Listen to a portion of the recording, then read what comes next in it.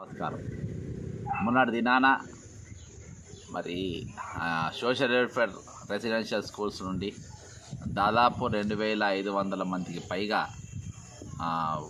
ఎంప్లాయీస్ను అందుకెళ్ళి అక్రమంగా తొలగించడం జరిగింది. హేతుబద్ధ కారణం ఎటువంటిది లేకుండా, ఎటువంటి సరైన రీజన్స్ లేకుండా దాదాపు 8 రీజన్స్తోని అంటే వీళ్ళని తీసేయడం వల్ల 8 తీర్ల నష్టాలను జాతీయ ఎస్సీ కమిషన్ గారికి మొన్నటి దినాన మేము రిప్రజెంట్ చేయడం జరిగింది. వారు వెంటనే మరి ఈ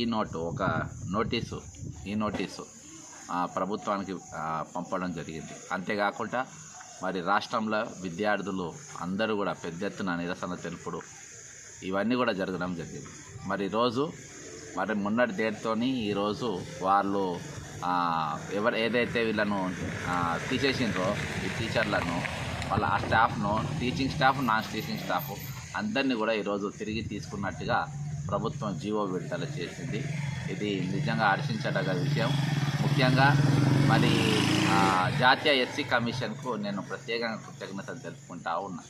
ఎందుకంటే ఇటువంటి సందర్భంలో మీరు అందగా దన్నుగా నిలబడి ఈరోజు రెసిడెన్షియల్ స్కూల్స్ను అన్నిటిని కూడా కాపాడు. ఎందుకంటే ఎకాడమిక్ ఇయర్ నడుస్తుంటే మధ్యలో ఒక 3 నెలలు గడిచిన తర్వాత మధ్యలో ఇంతమందిని టీచర్లని మరి స్టాఫ్ను తీసేయడం వల్ల జరగబోయే నష్టాన్ని మరి ఈరోజు ఎస్సీ కమిషన్ చాలా తీవ్రంగా ఆక్షేపించింది.